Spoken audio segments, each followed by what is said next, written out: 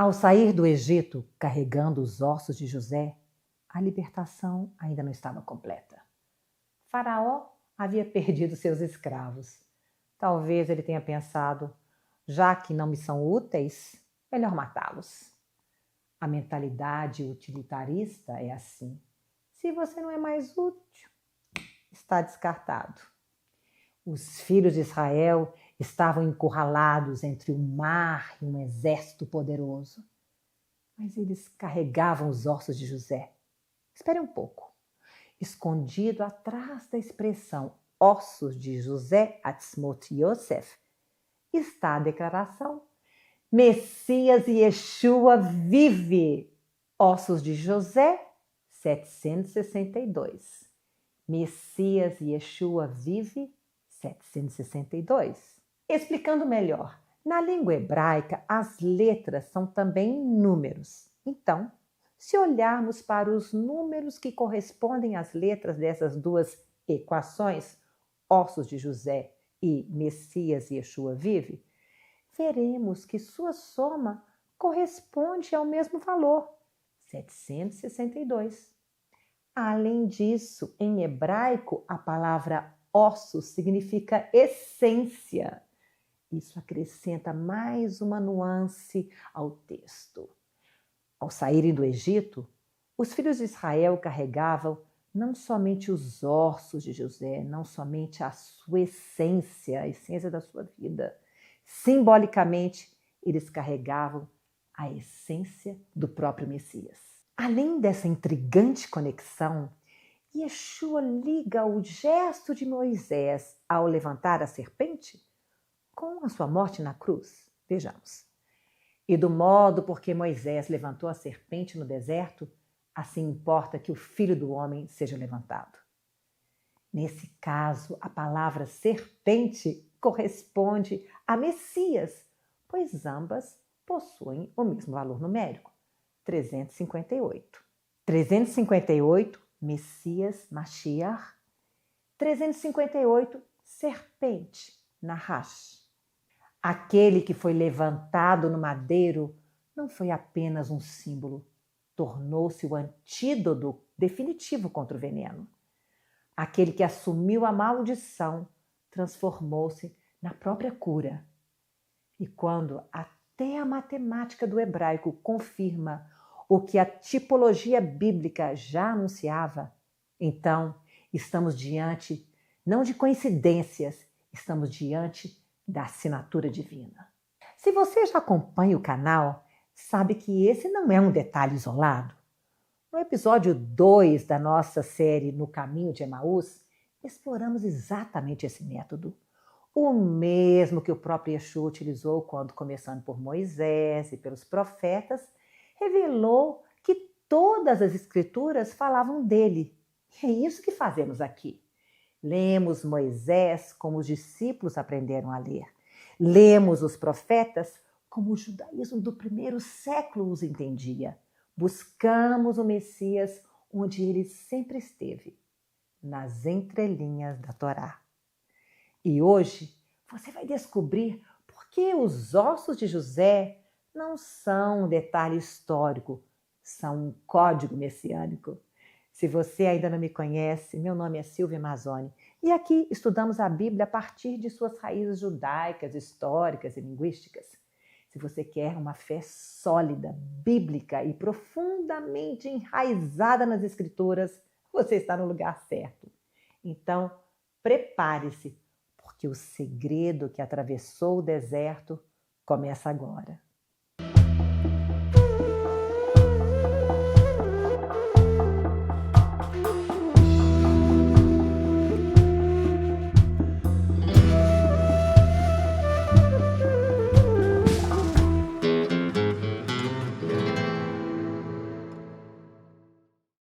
De acordo com o método de interpretação bíblica ensinada por Yeshua e seus discípulos, as histórias do Antigo Testamento não são simples relatos, são também um mapa para acharmos o Messias.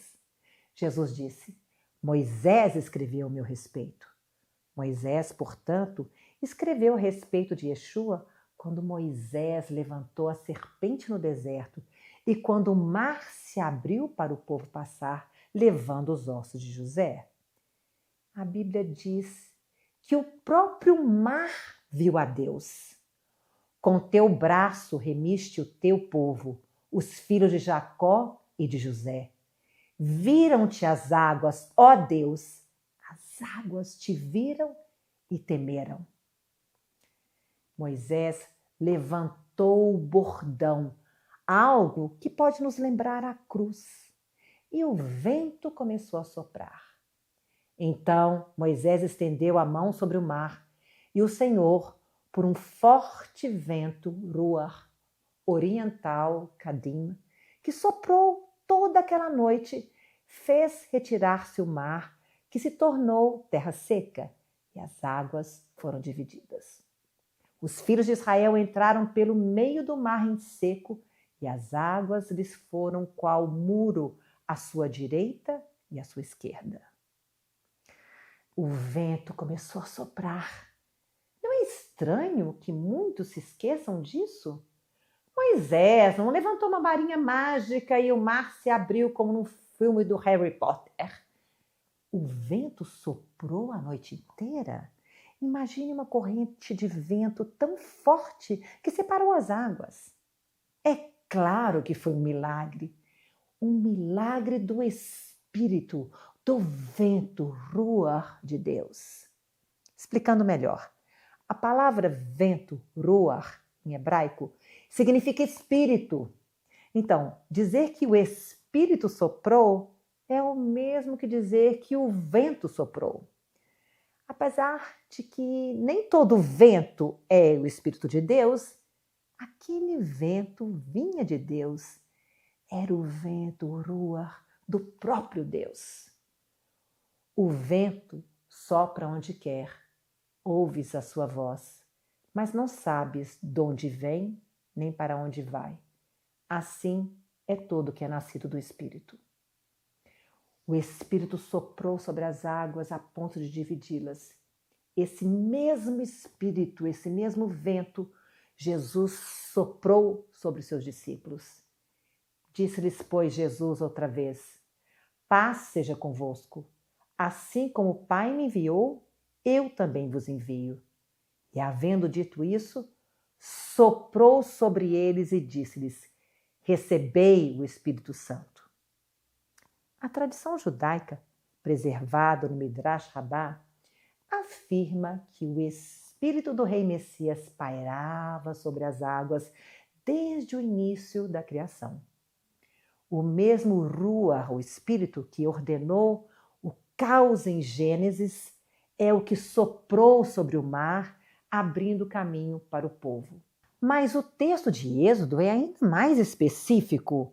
O vento era um vento leste. Na linguagem bíblica, o vento leste não é neutro. Ele é instrumento de juízo que procede de Deus. Foi um vento leste que abrasou a cabeça de Jonas e que trouxe os gafanhotos sobre o Egito, que queimou as espigas no sonho de Faraó e que, nas visões de Ezequiel, seca árvores mesmo quando estão plantadas junto a águas.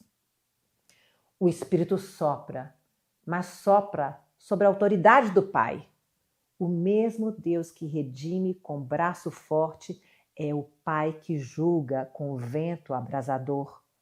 No Êxodo, portanto, não vemos apenas livramento, vemos o juízo do Pai abrindo caminho para a salvação de seu povo. Na Bíblia, nenhuma palavra foi escrita por acaso. Existe intencionalidade, não há desperdício. Cada imagem, cada descrição condensa mensagens sobrepostas. Nos ossos de José, entrevemos a esperança messiânica de Yeshua. No Ruach, no vento que divide as águas, reconhecemos a ação do Espírito Santo. No vento oriental que julga, discernimos a justiça do Pai. A travessia do mar, portanto, não é um mero livramento histórico, é a figura do batismo, estabelecida pelo próprio Deus. O Egito fica para trás. O povo atravessa as águas e uma nova etapa da aliança começa. Deus reconduz seu povo ao coração da aliança. A história de Israel avança sempre por meio de águas, deserto, prova e promessas. Assim como o Egito foi deixado para trás quando Israel passou pelo mar, também o domínio do pecado fica para trás quando o homem atravessa essas águas. Como está escrito, o Senhor lançará todos os nossos pecados nas profundezas do mar. A travessia não é apenas mudança de lugar, é mudança de senhorio. O povo saiu da casa da servidão para servir ao Deus vivo. No mesmo padrão, quem passa pelas águas, ou seja, passa pelo batismo, deixa a antiga escravidão e entra na fidelidade da aliança. Ler assim não é alegoria forçada nem invenção, é judaísmo. É a própria lógica interna das escrituras hebraicas, onde o passado contém o futuro. Por isso, como um judeu bem instruído, o apóstolo Paulo, ao refletir sobre a travessia do mar, afirma que todos foram batizados na nuvem e no mar. Ele não cria uma nova leitura, ele reconhece na história do Êxodo nossa travessia já inscrita desde o princípio. Os nossos pais estiveram todos sob a nuvem e todos passaram pelo mar, tendo sido batizados assim na nuvem como no mar. Isso é sensacional! O vento, o Rua, soprou. O mar se dividiu. O povo, deixando o pecado, deixando o Egito, entra no caminho do mar e é batizado. De forma semelhante, Yeshua, espelhando a história do povo no deserto, vai também ao deserto para ser batizado. Naqueles dias apareceu João Batista pregando no deserto da Judéia e dizia: arrependei-vos, porque está próximo o reino dos céus. E eram por ele batizados no Rio Jordão, confessando os seus pecados. Depois do batismo, começa a prova. A seguir, foi Jesus levado pelo Espírito ao deserto para ser tentado pelo diabo. De forma semelhante, depois da travessia, os filhos de Israel enfrentam várias provas. O que acontece com um, acontece com o outro. Quando lemos a história de Israel, estamos lendo a história de Yeshua. A seguir, foi Jesus levado pelo Espírito ao deserto para ser tentado pelo diabo. E depois de jejuar 40 dias e 40 noites, teve fome. Então, o tentador, aproximando-se, lhe disse: se és filho de Deus, manda que estas pedras se transformem em pães. Jesus, porém, respondeu: está escrito, não só de pão viverá o homem, mas de toda palavra que procede da boca de Deus. Para vencer a tentação, Jesus se inspira justamente no relato de Moisés. Ele te humilhou e te deixou ter fome e te sustentou com maná que tu não conhecias, nem teus pais o conheciam, para te dar a entender que nem só de pão viverá o homem, mas de tudo o que procede da boca do Senhor viverá o homem. Em paralelo à história de Israel estava a história de Jesus, levado pelo próprio Espírito no deserto, passando fome. Porém, diferentemente de Israel, ele não murmurou. Com isso, Yeshua estava retificando o erro dos filhos de Israel. Talvez muitos nunca tenham parado para pensar, mas Deus chama de filho, de primogênito, tanto a Yeshua como a Israel. A voz do céu que disse: esse é meu filho amado em quem me comprazo, foi também a voz que disse: Israel é meu filho, meu primogênito. Enquanto as multidões ficam correndo atrás do vento, aqueles que acham seu lugar no Messias, aqueles que se conectam com o Deus de Israel, também são conduzidos pelo Espírito ao deserto. O vento de Deus os leva a esse lugar de teste. Portanto, eis que eu a atrairei e a levarei para o deserto e lhe falarei ao coração. No deserto, Deus fala conosco.